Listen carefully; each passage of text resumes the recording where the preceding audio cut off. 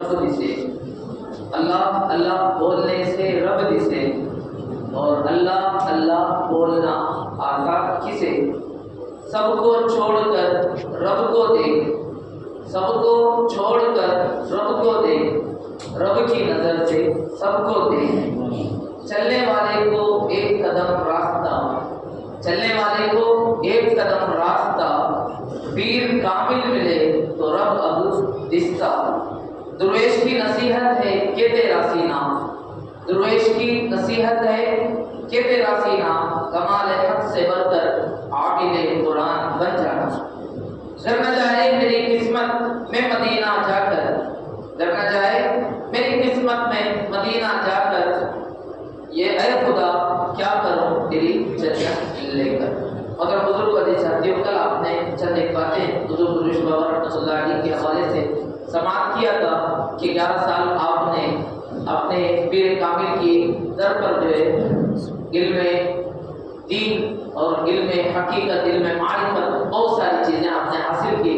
17 سال کی عمر ہوئی تو آپ نے میرٹھ جانے کا حکم دیا، اور میرٹھ کے جو واقعات تھے مرحوم دستگیر صاحب کے ساتھ، وہ سب آپ نے کل سماعت کی۔ آپ اچانک میرٹھ تشریف لائے، مرحوم دستگیر صاحب کے گھر پر آئے، پھر کپڑا جو نیا آپ نے لے کر آیا تھا خود اپنے ہاتھ سے کترا اور سلا، پھر کہا کہ انشاءاللہ الرحمن اس کپڑے کو میں مدینہ شریف میں پہنوں گا۔ پھر کیا تھا؟ اس کے بعد آپ کا سفر شروع ہوا۔ آپ کا جو سفر تھا، سب سے پہلے آپ ممبئی تشریف لے گئے۔ یہ اللہ والے جو ہوتے ہیں، کسی بھی شہر یا کسی بھی گاؤں میں چلے جائیں، ان کا سب سے پہلا مقصد یہ ہوتا ہے کہ اس شہر یا گاؤں یا قصبے کے جو بزرگ ہیں، چاہے حیات میں ہو چاہے مزار مقدس میں ہو، سب سے پہلے وہ وہاں کی حاضری دے۔ ان کا یہ معمول ہے، جو بھی اللہ والا ہوتا ہے، آپ کو بھی اگر اللہ والے کو پہچاننا ہو، کوئی بھی اگر آ جائے سب مسافر بن کر، سب سے پہلے اس کے حالات معلوم کریں کہ آپ کہاں سے آئے۔ اگر کہیں کہ فلاں جگہ سے آئے، آپ پہلے پوچھیں کہ آپ سب سے پہلے یہاں پر آ کر کس جگہ سے۔ اگر وہ اللہ والا ہوگا تو ضرور کہے گا کہ سب سے پہلے میں شاہ علی درگاہ پہ گیا۔ اللہ والا ہوگا وہ ضرور کہے گا کہ سب سے پہلے میں شاہ بدر الدین قادری کے پاس گیا۔ اللہ والا ہوگا تو ضرور کہے گا سب سے پہلے قاسم ولی اللہ کے پاس گیا۔ اللہ والا ہوگا تو ضرور کہے گا کہ سب سے پہلے میں درویش بابا کے پاس آیا۔ اللہ والے کو پہچاننے کی ایک علامت ہے۔ تو حضرت درویش بابا رحمۃ اللہ علیہ جب ممبئی پہنچے تو سب سے پہلے حضور ممبئی کے جو شہنشاہ ہیں حضرت مخدوم ماہی پیر رحمۃ اللہ علیہ، آپ ان کے در پر گئے۔ وہاں آپ نے چلا کشی کی، وہاں آپ نے حضرت کے فیضان سے اپنے آپ کو مالا مال کیا۔ پھر وہاں چند دن رک کر جو ہے وہاں سے سیدھا آپ اجمیر شریف تشریف لے۔ اب ہمارے ملک کا جو مین پوائنٹ ہے وہ اجمیر شریف ہے۔ حضور درویش بابا رحمۃ اللہ علیہ پہلی مرتبہ جا رہے ہیں، 17 سال کی عمر میں پہلی مرتبہ گھر چھوڑ کر نکلے تھے، سفر کیے تھے، اب پہلی مرتبہ اجمیر شریف جا رہے ہیں۔ آپ اجمیر شریف کی طرف روانہ ہوئے۔ اجمیر شریف جیسے ہی آپ پہنچے، پہنچنے کے بعد آپ نے اپنا قیام رہنے کا انتظام آپ نے تارا گڑھ پہاڑ کے اوپر کیا۔ اجمیر شریف تو ہندوستان کا ایسا ایک علاقہ ہے کہ پورے ملک سے بغیر کسی تفریق کے مذہب و ملت ہر کوئی وہاں جا کر اپنے عقیدت کے نذرانے پیش کرنے کی سعادت حاصل کرتا ہے۔ حضور درویش بابا رحمۃ اللہ علیہ اجمیر میں رکے رہے۔ آپ کے قیام کے دوران کے حالات یہ تھے کہ تارا گڑھ سے آپ دربار میں آتے اور زیارت کرتے اور ہر طرح سے دعائیں وغیرہ مانگتے، پھر آپ جو ہے تارا گڑھ واپس جاتے، وہاں مزارات اولیاء ہیں وہاں کی زیارت کرتے۔ یہی حال آپ کا تھا، وہاں چلا کشی بھی کرتے اور ذکر و اذکار میں بھی مشغول رہتے۔ ہر اعتبار سے آپ عبادت الہی میں مصروف تھے۔ آدمی کو جب کسی چیز کی طلب ہوتی ہے، کوئی چیز حاصل کرنے کا ارادہ بنتا ہے، تو پھر اس کے لیے وہ چیزیں جو ہے مشکل نہیں ہوتی، بلکہ ان چیزوں کی طرف اس کا قدم بھی بڑھتا رہتا ہے، اس کے دل کا میلان بھی اس طرف ہوتا ہے، ہر اعتبار سے وہ اس چیز کو حاصل کرنے میں لگ جاتا ہے۔ اگر اللہ والے ایک ہی چیز چاہتے ہیں، وہ رب کا قرب، رب کے قریب ہو جائیں،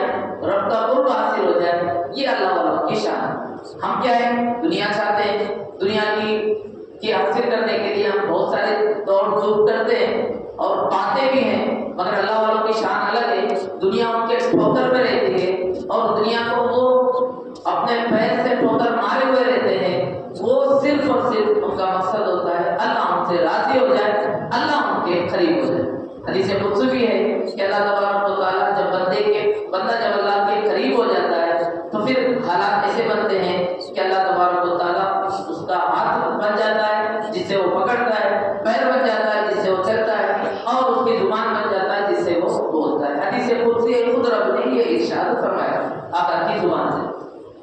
حضور درود شریف رحمۃ اللہ علیہ اجمیر شریف میں چلا کشی کر رہے تھے اور ذکر اذکار میں مشغول تھے، ساری چیز۔ آپ کی ملاقات ایک بزرگ سے ہوتی ہے اجمیر شریف، آپ ان کے پاس بیٹھتے، ان سے کچھ حاصل، کیونکہ ابھی نوجوانی کی عمر تھی، 18 سال کی عمر ایک نوجوانی کی عمر ہوتی ہے، آپ ان کے پاس بیٹھتے ہیں، ان سے بہت کچھ حاصل کرتے ہیں، بہت ساری فیضیابی حاصل کرتے ہیں، وہ ان کے پاس ہمیشہ رہتے، ذکر اذکار جو وقت ہوتا اس کے علاوہ کے وقت میں وہ بزرگ کے پاس رہتے۔ ایک دن کیا ہوا، حضور درود بابا خود کہتے ہیں کہ میں اجمیر کے دوران قیام میں میرے ساتھ یہ واقعہ پیش آیا کہ ایک نابینا شخص، ایک اندھا شخص جو ہے میرے قریب آیا اور آ کر کہنے لگا کہ اللہ کے نام سے کوئی کچھ مجھے دے دے۔ حضور درود بابا رحمۃ اللہ علیہ نے اس سے پوچھا بابا آپ کی میں کس طرح کی مدد کر سکتا ہوں، یعنی مجھ سے آپ کی کیا مدد ہو سکتی؟ آلریڈی میرے پاس کچھ بھی نہیں ہے، میں کچھ بھی لے کر نہیں آیا ہوں، نہ مال لے کر آیا ہوں، نہ دولت لے کر آیا ہوں، نہ ثروت لے کر آیا ہوں، میں آپ کی کیا مدد کر سکتا ہوں؟ وہ نابینا بظاہر نابینا تھے، وہ نابینا نہیں تھے، انہوں نے کہا کہ اے لڑکے، اے جوان، مجھے اگر ایک آنکھ دے دے تو یہ میرے لیے دنیا دیکھنے کے لیے بہت آسان ہے۔ میں 2 آنکھ کا نابینا ہوں لیکن مجھے ایک آنکھ کی ضرورت ہے، اگر ایک آنکھ مل جائے تو میں اس دنیا کو دیکھ لوں گا، دنیا کے نظارے کر لوں گا، دنیا میں جی لوں گا۔ حضور درود شریف رحمۃ اللہ علیہ نے کچھ سوچا نہیں، کچھ سمجھا نہیں، اللہ والوں کی شانی ایسی ہے۔ اب وہاں نہ تو پینچ کی ضرورت ہے، نہ انجیکشن کی ضرورت ہے، نہ آپریشن کی ضرورت ہے، آپ نے خود کہا کہ میں نے ایک آنکھ نکال کر دے دی۔ اب وہ کس طرح نکالے، کیسا نکالا، کون سی حالت تھی، کس کیفیت کے ساتھ نکالا، یہ وہ جانے، ان کا اللہ بہتر جانے۔ حضور درود شریف بابا نے ایک آنکھ نکال کر اپنی اس بزرگ کو حوالے کیا اور جس آنکھ کو نکالا تھا وہاں پر اپنا ہاتھ رکھ کر آپ چلنے لگے۔ اس بزرگ کے پاس، جو پہلے بزرگ تھے جن کے پاس آپ بیٹھا کرتے تھے، اس بزرگ کے پاس اپنا ہاتھ اس طرح رکھ کر آپ آئے۔ آپ جب آئے تو اس بزرگ نے پوچھا کہ اے درویش، رحمت اللہ آپ کا نام تھا، دیر کیوں لگا دی، اتنا دیر تمہیں کیوں ہوا آنے میں؟ تو حضور درود بابا نے سارا واقعہ آپ کے سامنے رکھا، تو حضور درود بابا کے واقعے کو سن کر وہ بزرگ ہنس پڑے اور انہوں نے کہا یہ جو ہاتھ تم آنکھ پر رکھ کے اس کو ہٹا دو۔ حضور درود بابا رحمۃ اللہ علیہ نے اس ہاتھ کو ہٹایا تو جو آنکھ آپ نے اس نابینا کو دی تھی وہ آنکھ وہیں موجود تھی۔ سبحان اللہ، سبحان اللہ، وہیں پر موجود تھی، یعنی حضور درود بابا رحمۃ اللہ علیہ کی آنکھ وہیں موجود تھی۔ آپ کو بھی حیرت ہوئی کہ یہ کیسے ہوا، لیکن اس بزرگ نے کہا اے لڑکے، اے جوان، یہ حالات ایسی تھے کہ وہ نابینا کوئی نابینا نہیں ہے، وہ تمہارا امتحان تھا۔ وہ اجمیر شریف کا ایک کوتوال ہے جو اپنوں کا امتحان لیتا ہے، اور تمہارا معاملہ ایسا ہے کہ تم اس امتحان میں کامیاب ہو چکے ہو، تم اس آزمائش میں کامیاب ہو چکے ہو، اب تمہارے لیے جو ہے مدینہ جانے کا راستہ کھل رہا ہے۔ سبحان اللہ والوں کے ساتھ یہ سارے معاملات ہوتے ہیں، اور اللہ والے ان معاملات میں پس و پیش نہیں کرتے، سوچتے نہیں ہیں آج کوئی اللہ والا آ جائے اور ہم سے کوئی مطالبہ کر دے، مال کا مطالبہ کر دے، یا پھر مدرسے والے آ کر اپنی اولاد کا مطالبہ کریں کہ آپ ہماری اولاد کو ہمارے مدرسے میں داخلہ کرا دو تاکہ یہ عالم بنے، آپ کے لیے جنت کا سہارا بنے، تو ہم سوچتے ہیں یار کیسے کیا کرے گا، یہ کیا کمائے گا، یہ کیا کرے گا، امام بنے گا چھوٹی تنخواہ میں، یہ کیا کرے گا، یہ ساری چیزیں سوچتے ہیں۔ اللہ والوں کا حال یہ نہیں، اللہ والوں سے جو بھی اللہ تعالیٰ نے آزمائشیں لی انہوں نے پس و پیش نہیں کیا، انہوں نے قدم پیچھے نہیں کیا، بلکہ آگے بڑھتے گئے، بڑھتے گئے، بڑھتے گئے، اتنا بڑھتے گئے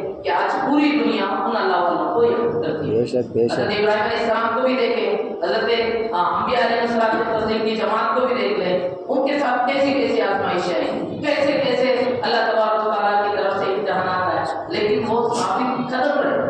انہوں نے کبھی بھی اپنے قدم کو پھسلنے نہیں دیا، کبھی بھی اپنے قدم کو پیچھے نہیں کیا، بلکہ جو بھی آزمائش آتا، جو بھی امتحان آتا، اسے کشادہ سینے کے ساتھ قبول کرتے اور اس میں کھڑے ہو کرتے اور اسے مکمل کر کے اللہ کی بارگاہ میں اور مقبولیت حاصل کرتے۔ یہ شانتی ہمیں بھی اس سے کچھ نہ کچھ حاصل کر لینا چاہیے۔ بیمار ہو جائیں تو ہم بیماری کی شکایت کرتے ہیں، اولاد کے تعلق سے اگر کسی کی اولاد انتقال کر جائے تب رونا پینا یہ ساری چیزیں شروع کرتے ہیں۔ صبر ایک بڑا ہتھیار ہے، صبر ایک عظیم نعمت ہے، وہ اگر ہمارے پاس آ جائے تو ہمارے لیے بہت ساری چیزیں حاصل ہو سکتی۔ تو بزرگ درویش بابا رحمۃ اللہ علیہ کے حوالے سے اس بزرگ نے کہا اب تمہارا مدینہ جانے کا راستہ کھل گیا ہے، اب تمہیں اجازت ہے کہ تم اپنا سفر شروع کر سکتے۔ پھر وہ بزرگ چلے گئے۔ بزرگ درویش بابا خود کہتے ہیں پھر میں نے اجمیر میں اس بابا کو یعنی بزرگ کو بہت تلاش کرنے کی کوشش کی، لیکن کہیں بھی وہ بزرگ مجھ سے ملاقات نہیں کی۔ اور بزرگ تھے کون؟ وہ شاید حضرت خضر علیہ السلام بھی ہو سکتے ہیں، کوئی بھی ہو سکتے ہیں، لیکن بزرگ درویش بابا کہتے ہیں پھر ان سے دوبارہ ملاقات نہیں۔ پھر میں نے حضور حضرت نواز رضی اللہ تعالیٰ عنہ کی بارگاہ میں اجازت لے کر پھر وہاں سے ایک ایسا سفر آپ نے شروع کیا 18 سال کی عمر میں، 1931 میں، 1931 میں، آج سے 95 ایئرس پہلے حضور درویش بابا کا وہ پہلا پیدل سفر حج جو ہم بھلا نہیں سکتے، جس کو جب بھی جس کا تذکرہ آئے گا ہم یہی کہیں گے کہ واہ کیا شان ہے تیری اے درویش کہ تو نے اس زمانے میں پیدل حج کا سفر کیا، ایسے عالم میں کہ جب کہ نوجوانی ایک دم عروج پر تھی، شباب بالکل عروج پر تھا، ایسے موقع پر بندہ کمانا چاہتا ہے، رزق حاصل کرنا چاہتا ہے، طاقت کو استعمال کرنا چاہتا ہے۔ حضور درویش بابا نے اپنی طاقت مدینے کی حاضری کے لیے استعمال کی۔ سبحان اللہ، سبحان اللہ۔ آپ سب سے پہلے افغانستان ہوتے ہوئے آپ کا سفر شروع ہوا۔ آپ کے اس سفر میں چونکہ پیدل سفر تھا، اس زمانے کی طرح سفر نہیں تھا کہ آج جہاں کہیں بھی ہو حالات بخوبی معلوم ہوتے ہیں کہ فلاں کہاں پہنچا، کدھر پہنچا، کیسے پہنچا۔ حضور درویش بابا کی شان یہ تھی کہ ایک گٹری پکڑے ہوئے تھے جس میں کچھ کتابیں تھیں، کتابیں پڑھنے کی بہت شوقین تھے، اور قرآن کی تلاوت تو آپ کا مشغلہ تھا۔ قرآن تو اتنا زیادہ آپ پڑھا کرتے تھے کہ اس کا کوئی حساب نہیں تھا، اور آپ کا پڑھا ہوا قرآن بھی آپ کے جو جس قرآن کو آپ پڑھتے تھے وہ بھی ابھی تک موجود ہے۔ قرآن سے آپ کی بڑی محبت تھی، بڑا پیار تھا، اس قرآن کو آپ ہمیشہ پڑھا کرتے تھے۔ تو گٹری میں کتابیں تھیں، ایک کپڑے ہوں گے اور قرآن پاک اور دیگر ساری چیزیں، کچھ ضرورت کی چیزیں تھیں، اس کے علاوہ کچھ نہیں تھا۔ راستے میں آپ کو روکا گیا اور کہا گیا کہ کاغذات دکھاؤ، آپ مدینہ جانے کے لیے نکلے، کاغذات دکھاؤ۔ آپ نے کہا کہ میں درویش ہوں، میرے پاس میں کہاں سے کاغذات لے آؤں؟ اللہ تبارک و تعالیٰ نے آپ کی محبت ان کے دلوں میں ڈال دی اور انہوں نے کہا کہ بابا آپ چلو، آپ نکلو، ٹھیک ہے آپ کے پاس کاغذات نہیں ہیں، آپ اپنا سفر شروع کرو۔ آج اگر کاغذات موجود نہ ہو، ویزا وغیرہ موجود نہ ہو تو ایک قدم آگے بڑھنے کو دیا نہ جائے، لیکن حضور درویش بابا کا کمال اتنا تھا، اللہ کی بارگاہ میں آپ کا مرتبہ اتنا بلند تھا کہ جنہوں نے کاغذات کا مطالبہ کیا ان کے دل میں اللہ نے ایسی رحم ڈالی کہ انہوں نے کہا کہ آپ آگے بڑھتے جائیں، آپ اپنا سفر مکمل کریں۔ اللہ کی بارگاہ میں یا پھر اللہ کے دین کی طرف اگر کوئی قدم بڑھاتا ہے تو اس کے لیے راستے کھلتے جاتے ہیں، اس کے لیے مدد کے معاملات ملتے جاتے ہیں۔ حضور درویش بابا رحمۃ اللہ علیہ کے ساتھ بھی ایسا ہی ہوا۔ آپ نکلے اور راستے کے حوالے سے اگر معلوم کیا جائے تو حضور درویش بابا کی زبانی ان کے خدام نے جو سنا اس کے حوالے سے یہ ہے کہ راستے اتنے خطرناک تھے کہ اتنے خطرناک تھے، کبھی کبھی بڑے بڑے جنگلات آتے جس سے آپ کا گزر ہوتا، کبھی کبھی صحرا آتا جہاں بالکل سخت گرمی ہوتی اور دھوپ اتنی سخت ہوتی کہ جس سے پیر جو ہے پیر میں چھالے پڑ جاتے، لیکن آپ نے سفر روکا نہیں بلکہ برابر آپ جاری رکھتے رہے۔ سفر کرتے کرتے ایران کے علاقے سے ہوتے ہوئے، سنگلاق علاقے سے ہوتے ہوئے کئی مہینوں کے بعد آپ جو ہے عرب شریف میں جب پہنچے، اور عرب شریف میں جب آپ پہنچے تو آپ نے دیکھا کہ ایک بس جو ہے مکہ شریف کی طرف جا رہا تھا، جس میں حجاج کرام بیٹھے ہوئے تھے اور انہیں وہ وہاں ڈراپ کرنے والا. آپ بھی بس میں چڑھ گئے, آپ بھی بس میں چڑھ گئے. بس میں چڑھنے کے بعد اب ظاہر ہے بس کا جو ہوتا ہے اس نے سارے لوگوں سے کاغذات کا مطالبہ کیا اور سب اپنے اپنے کاغذات کو دکھانا شروع کیا. جب حضور درویش بابا کے پاس وہ آیا کاغذات کا مطالبہ کرتے ہوئے, آپ نے کہا کہ میں درویش ہوں, میرے پاس کوئی کاغذات نہیں. تو اس نے اس کے پاس کاغذات نہیں ہے, اسے ہم وہاں تک کیسے لے جائیں, یہ کہہ کر اس نے بس سے نیچے اتار دیا. آپ نے کچھ نہیں کہا, نہ شکایت کی نہ بددعا دی. بددعا دینا تو آپ کی شان ہی نہیں ہے. اب پوری زندگی جو حیات میں ان سے بھی پوچھ لیں اور کتاب کے حوالے سے اٹھا کر دیکھ لیں, آپ نے اپنی زبان سے کبھی بھی کسی کو بھی بددعا نہیں دی. ہمیشہ ہدایت کی دعا دیتے رہے, ہمیشہ اصلاح کی دعا دیتے رہے, ہمیشہ کامیابی کی دعا دیتے رہے. ستانے والوں کو بھی آپ نے بددعا نہیں دی, لیکن رب وہ ان کا تھا, رب ان سے محبت کرتا تھا, رب سے وہ محبت کرتے تھے. اور جنہوں نے تکلیفیں دی, جنہوں نے پریشان کیا, وہ آٹومیٹکلی اپنی زندگی میں ان ساری چیزوں کو آزما چکے ہیں. مگر بزرگ والی صاحب تھے, حضور درویش بابا نیچے اتر گئے اور نیچے اتر کر اپنے گھر چلنا آپ نے شروع کیا. اب حالات کیا تھے, کرامت دیکھیں, کرامت کہتے کس کو سوچے. اب حالات یہ تھے کہ سارے کاغذات چیک کرنے کے بعد جب ڈرائیور جو ہے سیٹ پر بیٹھ کر بس کو اسٹارٹ کرتا ہے, کئی ساری کوششوں کے باوجود بس اسٹارٹ نہیں ہوتی. اب حالات ایسے تھے وہاں پر کہ اگر یہ بس نہیں نکلے گی تو پیچھے جو بسیں ہیں وہ بھی نہیں نکل سکتی. اور حج کا موقع جو ہے اتنا قریب تھا کہ اگر یہ بس نہیں جائے گی تو پھر حج کے لیے تاخیر ہو سکتی تھی. اب سب پریشان تھے اور ساری چیزیں چیک کر رہے تھے کہ بس میں کوئی خرابی تو ہے نہیں جس کی وجہ سے بس رکی ہوئی. جب دیکھا کہ کچھ بھی خرابی نہیں تو پریشان ہو کر آخر میں ایک ترکیب یہی آئی کہ ہم نے جس درویش کو نیچے اتارا تھا شاید بس اسی وجہ سے آگے نہیں بڑھ رہی ہے. درویش بابا اپنا پیدل سفر جاری رکھے ہوئے تھے. آخر میں وہ ڈرائیور اور بس کا جو اہم ذمہ دار ہے وہ دوڑتا ہوا حضور درویش بابا رحمۃ اللہ علیہ کے پاس آتے ہیں, آ کر کہتے ہیں ہمیں معاف کر دیں, ہمیں پتہ نہیں تھا کہ آپ کو اللہ تعالیٰ نے ایسا مقام عطا فرمایا ہے, آپ اللہ کے واسطے ہمارے پاس آ جائیں. حضور درویش بابا رحمۃ اللہ علیہ نے کہا میرے پاس کوئی بھی قانونی چیزیں نہیں ہیں, میں پیدل ہی چلتا ہوں کیونکہ میرے پاس کاغذات موجود نہیں ہیں. اب ظاہر ہے بس پہ چڑھو گے اور قانونی کارروائی ہوگی تو قانونی کارروائی میں پکڑا جاؤں گا, اس لیے مجھے پیدل سفر کرنے دیں. تو انہوں نے کہا نہیں, آپ کو چلنا ہی ہوگا, آپ چلیں گے تبھی بس چلے گی اور بس نہیں چلے گی تو پیچھے والوں کے لیے بہت دشواریاں ہوں گی. بہرحال حضور درویش بابا کی بارگاہ میں انہوں نے معافی مانگی. حضور درویش بابا نے کہا آپ کا کوئی معاملہ نہیں, آپ نے جو قانونی کارروائی کی یہ قانونی کارروائی ضروری تھا لیکن میرے پاس کاغذات نہیں ہے. آپ نے معاف بھی کر دیا اور بس میں چڑھ بھی گئے اور اللہ کا کرم ایسا ہوا کہ جو بس رکی ہوئی تھی, اسٹارٹ نہیں ہو رہی تھی, وہ اب مکے کی طرف چل گئی. سبحان اللہ, سبحان اللہ, سبحان اللہ.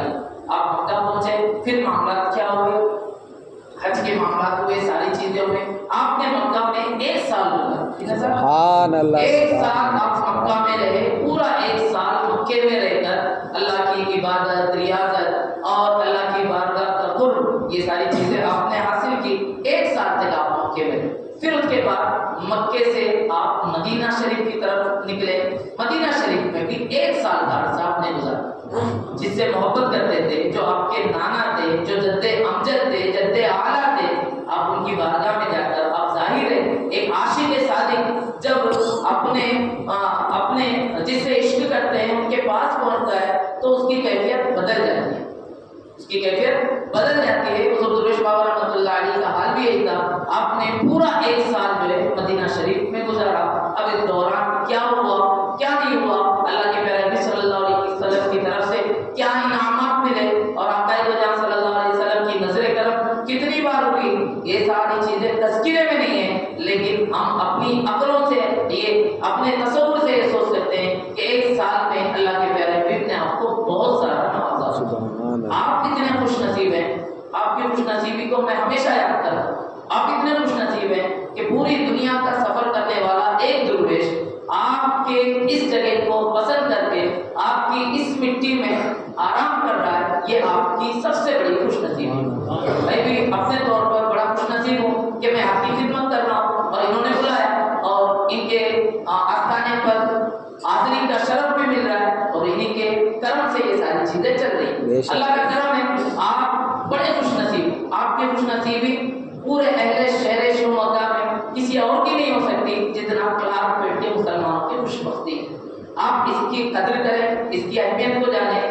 یہ جو آرام کر رہے ہیں کوئی معمولی شخص ہے نہیں. حیات میں بھی یہ بڑے بلند مقام کرتے ہیں، بعد وصال بھی پردہ فرمانے کے بعد بھی ان کے مقام و مرتبے میں کمی نہیں آئی ہے، بلکہ مقام و مرتبہ اور زیادہ بلند ہوتا ہے. پہلے تو حیات میں ظاہری طور پر مدد کرتے ہوئے نظر آتے تھے، اب ہمیں ظاہری طور پر نظر تو نہیں آتے، البتہ مدد کا سلسلہ پہلے سے بھی زیادہ ابھی ہوتا رہتا ہے. لیکن اس مدد ان ساری چیزوں کو حاصل کرنے کے لیے پہلے تو عشق چاہیے، پھر اس کے ساتھ ایمان کامل چاہیے، پھر اس کے ساتھ یقین کامل چاہیے. یہ ساری چیزیں بندے کے پاس رہے گی تو ان سے بھرپور فیضیاب ہو سکتا ہے. مگر بزرگ عزیز ساتھیو، 1 سال مدینے میں رہنے کے بعد پھر ایک اپنے جد اعلیٰ حضور سیدنا غوث پاک رضی اللہ تعالیٰ عنہ کی بارگاہ کی طرف پیدل آپ سفر کے لیے نکل گئے. مدینے سے بغداد معلیٰ بغداد شریف تک آپ نے پیدل سفر کیا. بغداد شریف میں بھی اپنے جد اعلیٰ کے پاس 1 سال آپ نے خدمت کی. وہاں کا حال یہ تھا کہ آپ جھاڑو بھی مارا کرتے تھے، آپ نے بہت سارے مطلب آپ جیسے غلام کے طور پر وہاں پہنچے تھے، اور غلام کا کام کیا ہوتا ہے؟ وہ صرف خدمت کرتا ہے. تو آپ بڑے خدمت کرتے تھے. 1 سال تک جد اعلیٰ کے پاس رکنے کے بعد آپ وہاں سے کوفہ کی طرف تشریف لائے. کوفہ میں کون ہے؟ وہاں بھی ایک جد اعلیٰ ہے، حضرت امام علی رضی اللہ تعالیٰ عنہ کے مزار اقدس ہے، امام اعظم ابو حنیفہ کا، اور بہت سارے ائمہ مجتہدین، بہت سارے اولیاء کرام کے مزارات ہیں. آپ کا حال ہی یہی تھا، مزارات اولیاء میں آپ چکر لگاتے، وہاں ذکر و اذکار کی محفل سجاتے اور چلہ کشی کرتے اور اللہ کا قرب حاصل کرنے کی کوشش کرتے. کوفہ میں نجف میں آپ 2 سال گزرے. وہاں ایک بڑا پیارا واقعہ پیش آیا، ایسا واقعہ جو واقعہ ہمارے دلوں میں اولیاء کرام کی محبت اور اللہ تعالیٰ سے ان کا جو رشتہ ہے اس رشتے کی مضبوطی کو بتاتا ہے. انشاءاللہ الرحمن وہ واقعہ آپ کل سماعت کریں گے، ضرور بھی ضرور اس میں شامل رہیں. بڑا پیارا واقعہ ہے، اور اس واقعے کے بعد حضور درویش بابا کی جو عظمت و مقام و مرتبہ ہے وہ یقیناً ہمارے دلوں میں بیٹھ جائے گی، یقیناً ہمارے دلوں میں پیوست ہو جائے گی. ہونا بھی چاہیے، ایسے بھی ہم عقیدت و محبت رکھتے ہیں، لیکن واقعات سننے کے بعد آدمی کے اندر ایک اور تڑپ پیدا ہوتی ہے. انشاءاللہ کل جو واقعہ بیان کیا جائے گا حضور درویش بابا کا کوفہ کے شہر کے اندر جو واقعہ پیش آیا، انشاءاللہ اسے آپ سماعت کریں گے. اللہ کریم کی بارگاہ میں دعا ہے اللہ مجھے آپ سب کو حضور درویش بابا رحمۃ اللہ علیہ کی فضل و برکات سے مالا عطا فرمائے. ان کے صدقے اللہ ہمارے والدین کے، ہمارے اساتذہ کی مغفرت عطا فرمائے. استغفر اللہ ربی من کل ذنب واتوب الیہ وما علینا الا البلاغ المبین برحمتک یا ارحم الراحمین.